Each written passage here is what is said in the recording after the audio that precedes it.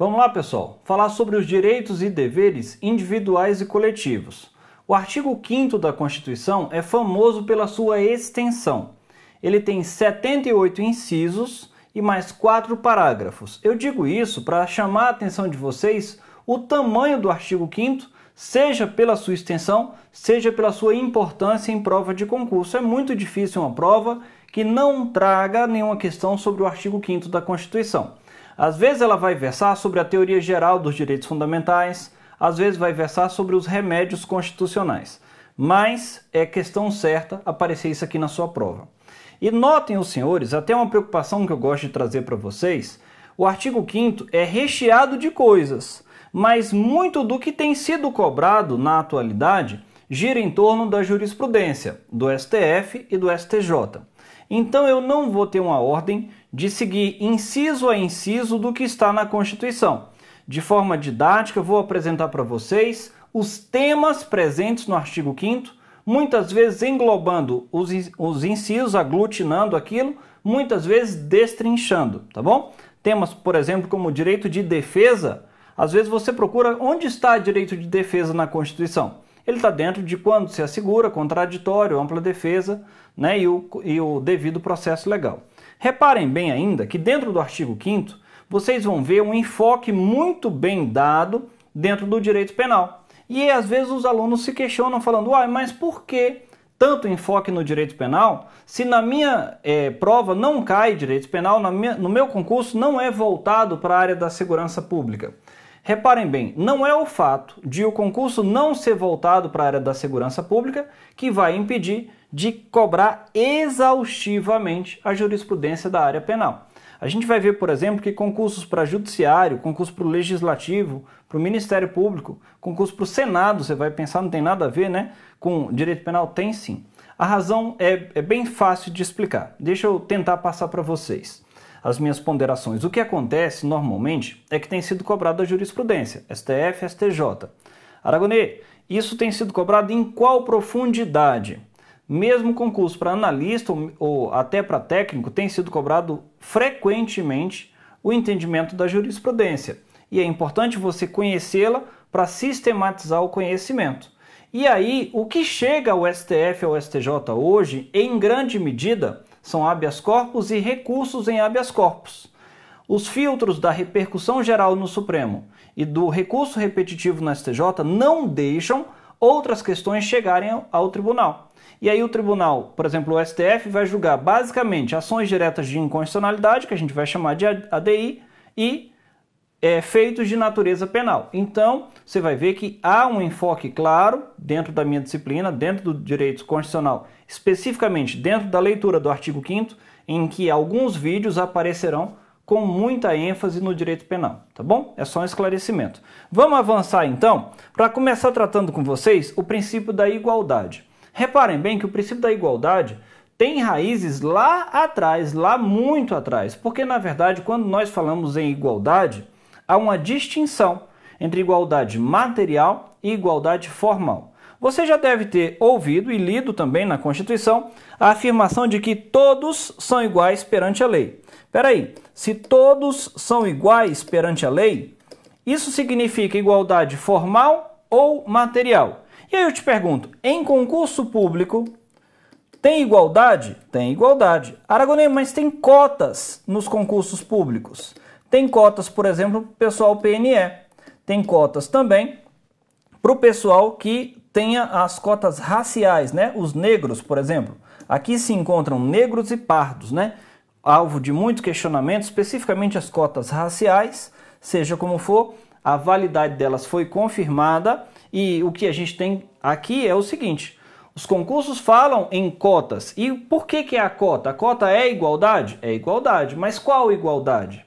A igualdade pode ser no aspecto formal, que aí são todos de modo indistinto tratados nas mesmas circunstâncias, ou material. Na igualdade material se permite o uso das chamadas discriminações positivas ou reversas. Dizendo de outra forma, é possível discriminar, é possível diferenciar, mas isso para atender o princípio da igualdade. Como assim? Vou usar aqui as cotas para o pessoal PNE. Repara bem, ó. Pessoal de necessidades especiais tem a reserva de vagas lá para eles, não tem? Então vamos pensar aqui, ó. Saiu ampla concorrência e saiu também a cota. Por que eu coloquei, se você olhar, tem patamares diferentes aqui, ó. O pessoal da ampla concorrência, a nota de corte foi maior do que o pessoal da cota, ok? Aragonês, mas isso aqui é igualdade? Repara bem comigo aqui. A igualdade seria, nesse caso, de tentar equilibrar o jogo, mas no direito. Como assim? A vida para a pessoa que tem deficiência, sem dúvida, é mais difícil do que a vida da pessoa que não tem nenhuma deficiência. Então o jogo está desequilibrado. E aí o que a gente faz? Pega e assegura a cota. A nota de corte na cota é menor, então ele tem um pouco de facilidade aqui para compensar. A gente equilibra no direito o que a vida desequilibrou, tá bom? Gosto muito de uma ilustração, não sei se você já viu pela internet, que é bem assim, ó, tem 3 pessoas assistindo um jogo no estádio de futebol. E cada uma delas sobe num banquinho. Eu não sei desenhar muito bem, ok? Mas acontece que tem o alambrado, né? E tá bem assim, ó. Uma pessoa é uma criança em que, mesmo usando o banquinho, ela não consegue usar, não consegue enxergar. A outra é uma pessoa bem maior. E aí, usando o banquinho, consegue ficar vendo ali, beleza. E o outro é um adulto já. Então, note que usando o banco, ele vai ficar lá em cima parecendo mais um boneco de Olinda, ok? Então, o que o pessoal fala? Fala bem assim, não, peraí. Igualdade não é isso. Igualdade não é isso.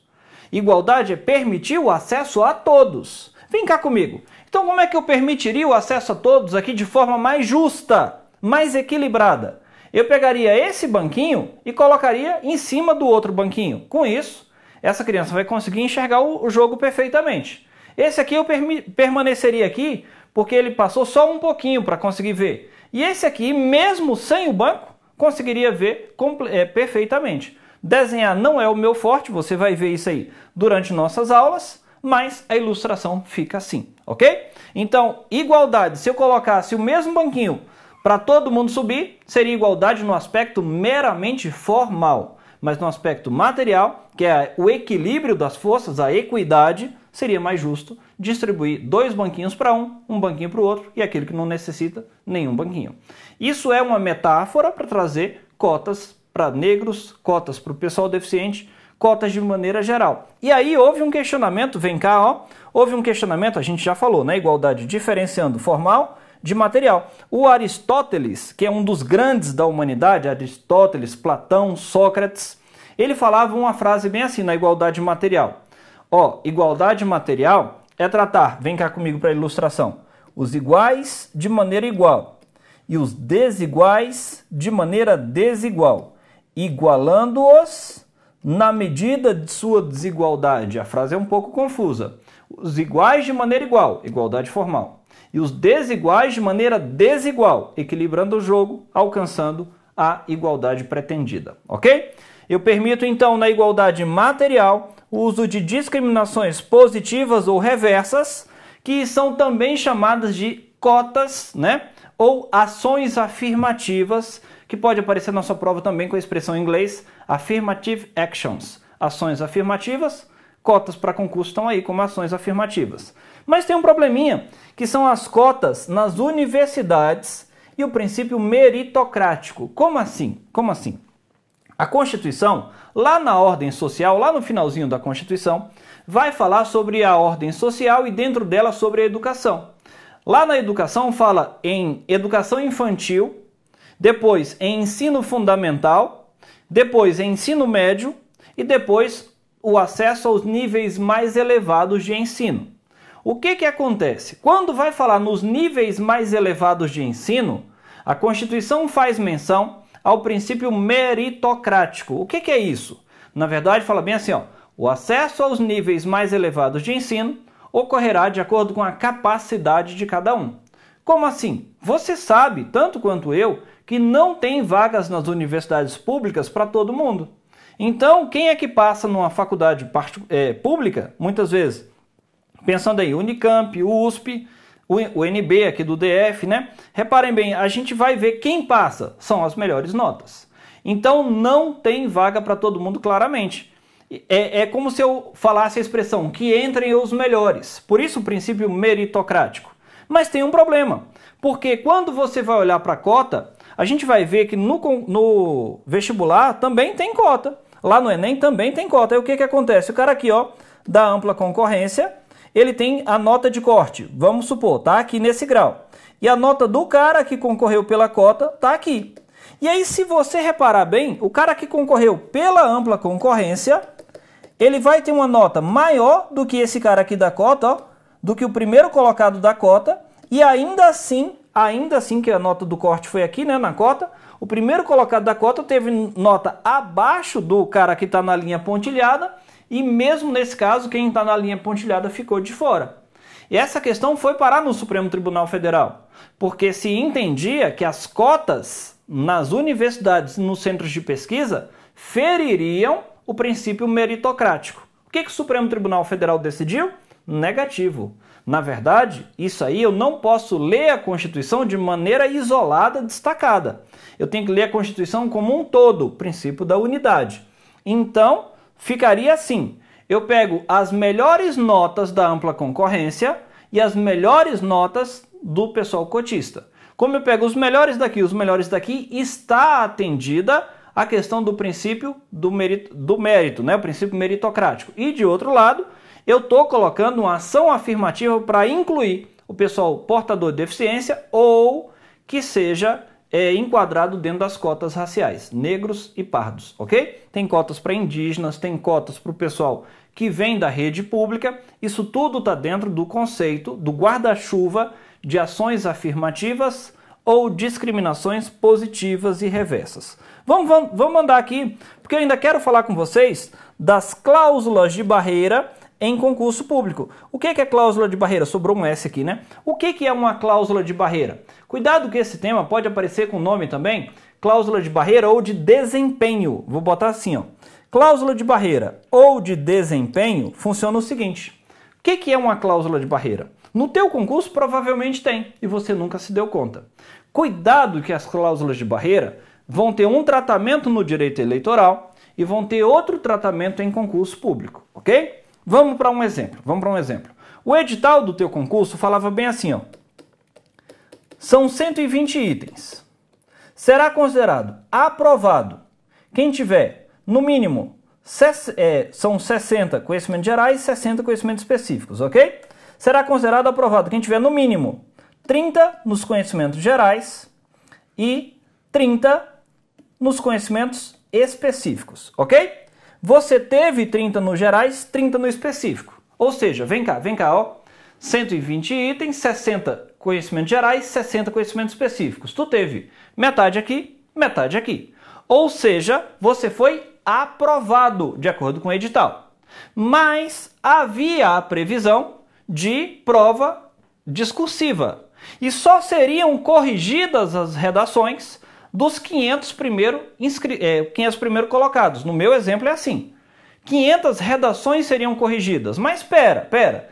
Quando você vê esse corte aqui, nada menos do que 3.000 candidatos conseguiram atingir esse patamar mínimo.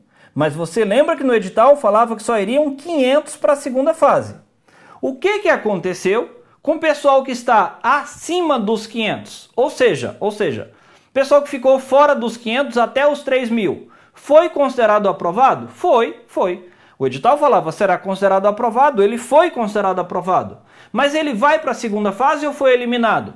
Ele foi barrado, ele foi eliminado por conta de uma cláusula de barreira, chamada também de cláusula de desempenho, ok? Então, em concursos públicos, o STF entende que a cláusula de barreira em concurso público não viola o princípio da igualdade, que ela reafirma a questão da igualdade, também a questão de que dentro da administração pública eu busco a eficiência, eu quero os melhores candidatos, que são aqueles que estão lá em cima, ok? Tá bom, mas toma cuidado que o próprio STF, em matéria eleitoral, não curte muito a cláusula de barreira ou de desempenho.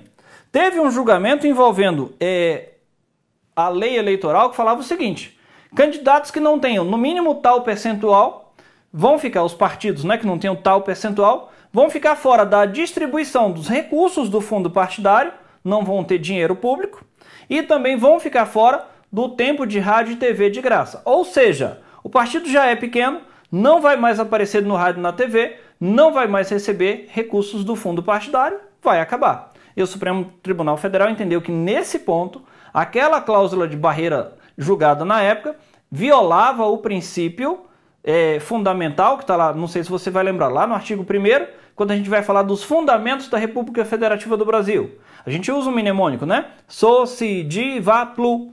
Violaria o pluralismo político, que é um fundamento da República Federativa do Brasil, o que está dentro do título 1 da Constituição, Princípios Fundamentais. É importante a gente entender como funciona a Constituição. Ela é dividida em títulos, capítulos, seções e subseções. Título 1, artigo 1º a 4º. A gente está no título 2, que vai do artigo 5º até o 17. O título 2 chama Direitos e Garantias Fundamentais.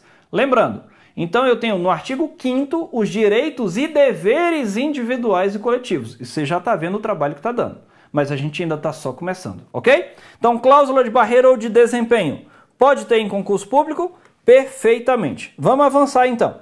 Lá na Constituição, ainda dentro do conceito inicial, de uma visão inicial, se fala bem assim: os direitos e garantias aqui presentes são extensíveis aos brasileiros e estrangeiros residentes no país.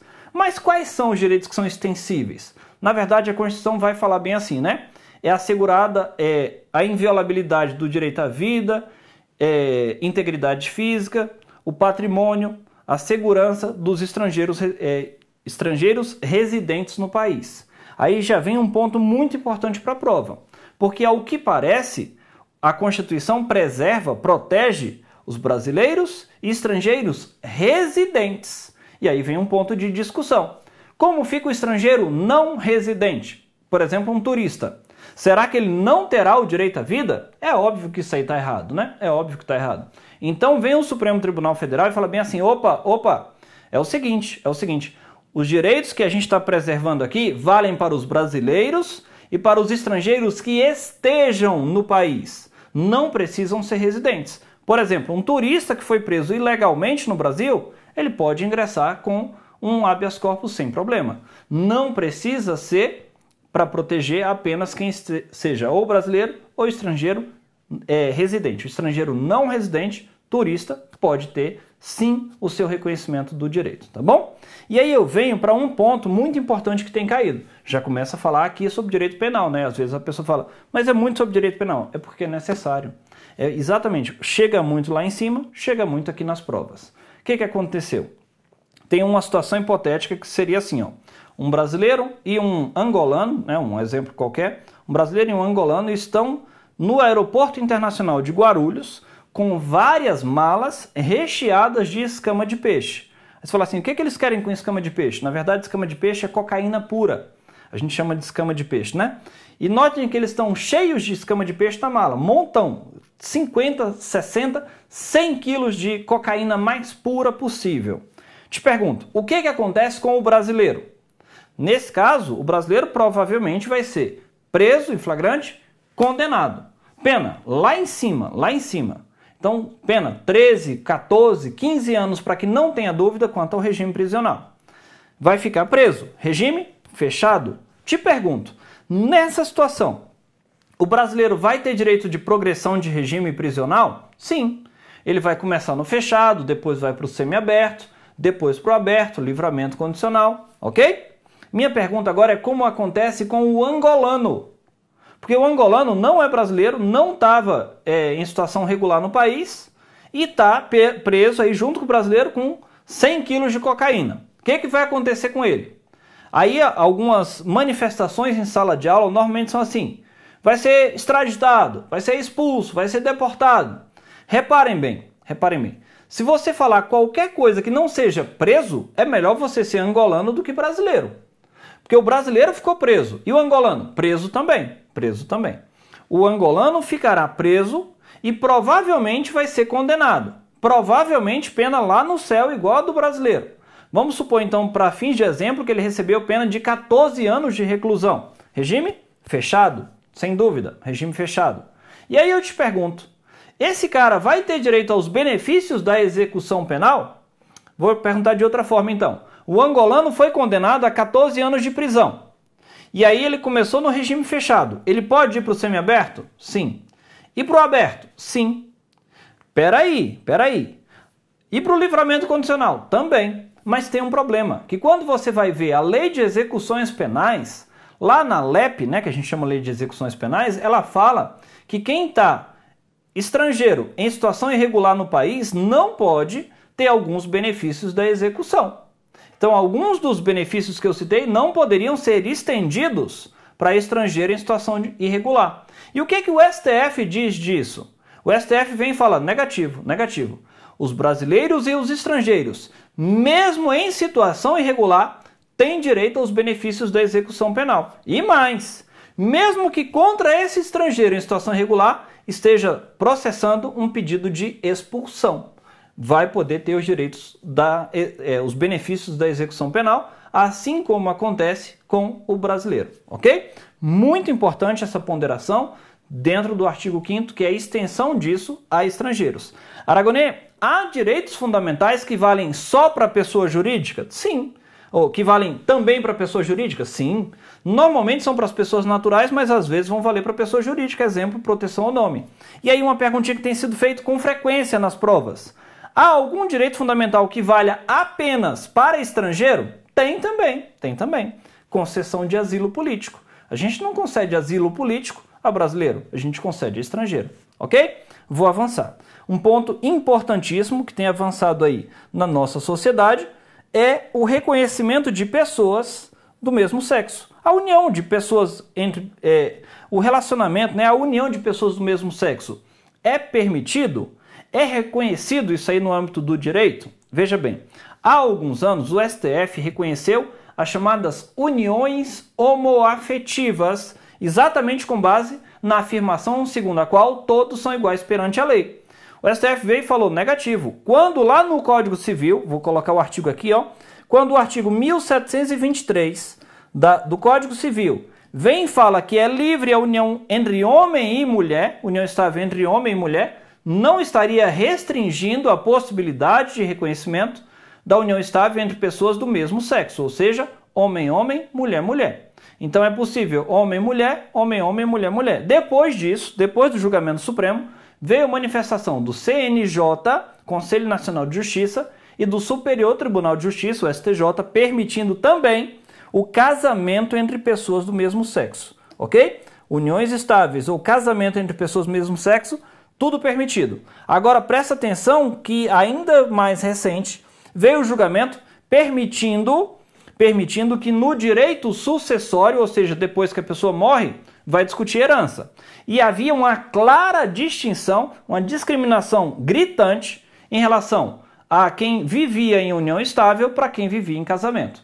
A companheira ou companheiro sobrevivente eram bem menos favorecidos do que o cônjuge ou o cônjuge sobrevivente. Então, quem era fruto de uma relação de casamento tinha mais direitos do que quem era fruto de uma relação de união estável. O Supremo Tribunal Federal veio de novo com base no princípio da igualdade e falou negativo.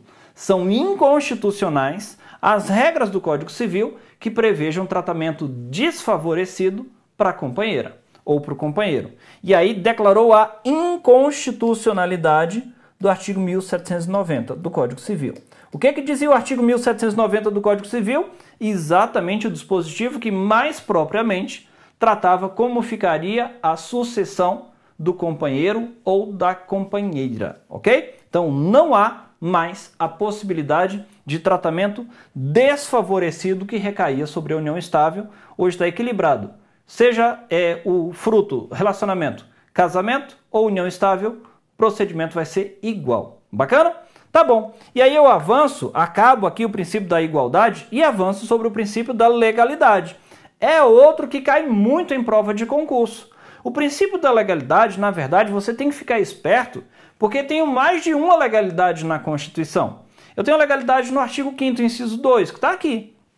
Ninguém será obrigado a fazer ou deixar de fazer algo, se não em virtude de lei. Note que é bem ampla, por isso que é chamada legalidade ampla, né? eu posso fazer o que eu quiser, desde que não haja lei proibindo. Então, o princípio da legalidade, lá no artigo 5º, vai dizer: ninguém é obrigado a fazer ou deixar de fazer algo, senão em virtude de lei. E a gente vê até umas piadinhas, né? A pessoa liga para você e fala assim: oi, tudo bem? Tudo. Aí a outra pessoa que perguntou oi, tudo bem, fala bem assim: você não vai perguntar como eu tô? Não. Artigo 5º, inciso 2º da Constituição. Ninguém é obrigado a fazer ou deixar de fazer algo, senão em virtude de lei. Não tem nenhuma lei me obrigando a perguntar para você como você está. Aragonês, que piada nerd? Pois é, nerd só faz piada nerd. Mas repara, a legalidade, eu te falei, que aparece em vários pontos da Constituição. Ela vai aparecer, por exemplo, aqui dentro, ó, a legalidade administrativa, que é chamada de legalidade distrita, está lá no artigo 37. Aqui não, aqui estava lá no artigo 5º, que é onde a gente está tratando. Vai ter legalidade também lá no direito tributário, lá no artigo 150. As limitações ao poder tributar, tem lá o princípio da legalidade. Tem também lá na ordem social, mas sem dúvida, as que mais aparecem em prova são a do artigo 5º e do artigo 37. Lá no artigo 37, até uma frase que a gente coloca em contraposição à do artigo 5º. Lá vai falar bem assim: o agente público só pode atuar onde houver lei permitindo. Enquanto o particular podia agir onde não houvesse lei proibindo, o agente público só poderia agir onde houvesse lei permitindo, ok? É uma clara distinção entre a legalidade do artigo 5º e a do artigo 37. Boa parte dos doutrinadores de direito administrativo, inclusive, fala hoje que o princípio da legalidade no direito administrativo estaria sendo substituído pelo princípio da juridicidade, que, na verdade, o agente público pode agir onde houver norma do ordenamento permitindo, e não apenas lei.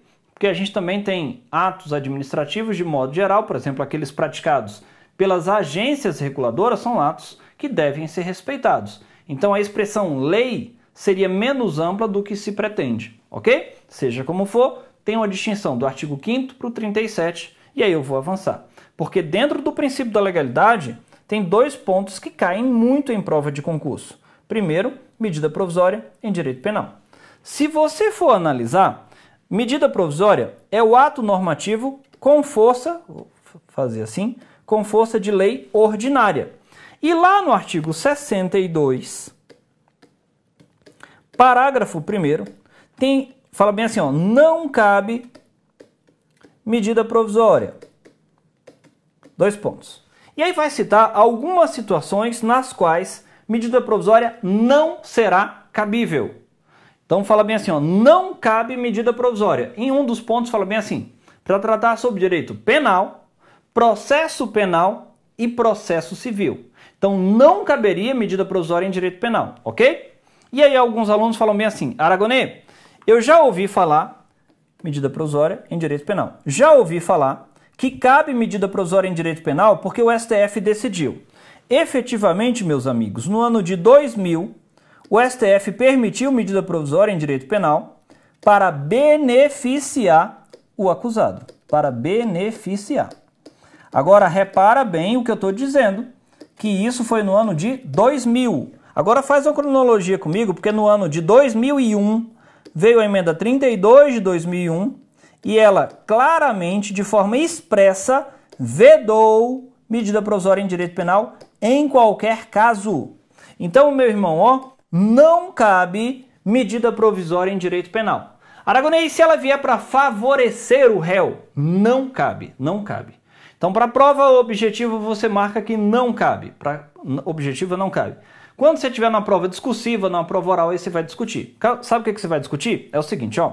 Porque tem medida provisória em direito penal. Quer ver? Quer ver? Lá no Estatuto do Desarmamento, lá na Lei 10.826/2003, tem a diferenciação nos artigos 12 e 14. Aqui seria o crime de posse ilegal de arma. Aqui o crime de porte ilegal de arma. Note que é só para esse aqui, ó. Para esse aqui tinha a previsão da chamada abolício criminis temporária. Abolício criminis deixa de ser crime, ok? Lembra que você tinha a possibilidade de pegar a arma que tinha em casa, devolver lá para a polícia e ficar com a grana. Esse prazo valeria até o dia 23 de 10 de 2005. Mas aí veio a medida provisória 417 de 2008, editada dia 31 de janeiro de 2008.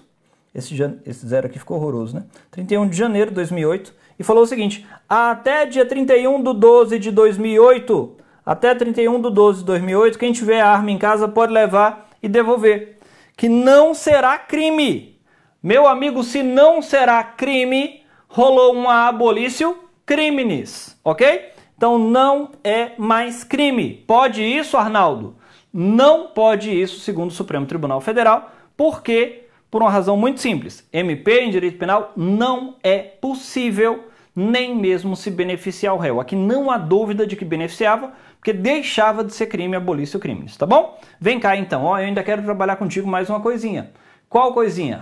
Ainda dentro do princípio da legalidade, é isso aqui, ó, exame psicotécnico. Porque a gente vê muito aluno falando bem assim: eu nem me incomodo com psicotécnico, porque ganha na justiça. Amigo, já foi assim, tá? Hoje não é muito assim, não. Exame psicotécnico, segundo a visão do Supremo Tribunal Federal, é válido e não pode ser questionado, desde que cumpra 4 requisitos. Primeiro, tem que ter previsão em lei. Por isso que eu estou falando dentro do princípio da legalidade. Segundo, tem que ter previsão no edital.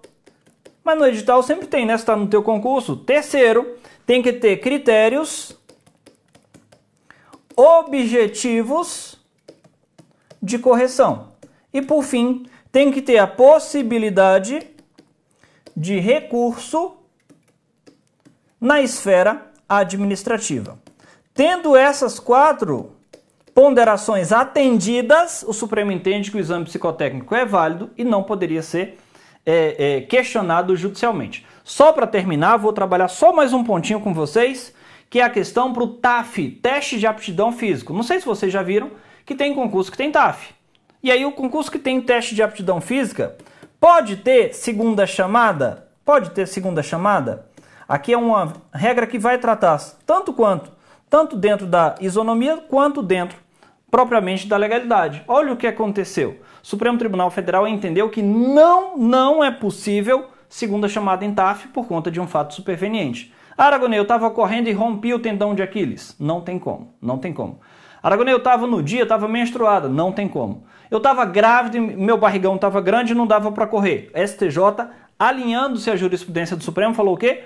Não é possível segunda chamada no TAF, seja por doença, seja por gravidez. Beleza? Isso ofenderia o princípio da isonomia, ofenderia a regra da legalidade. Então, pode ter segunda chamada em TAF? Eles falaram em uma única hipótese. Se isso for previsto para todo mundo no edital. Nunca é. Beleza?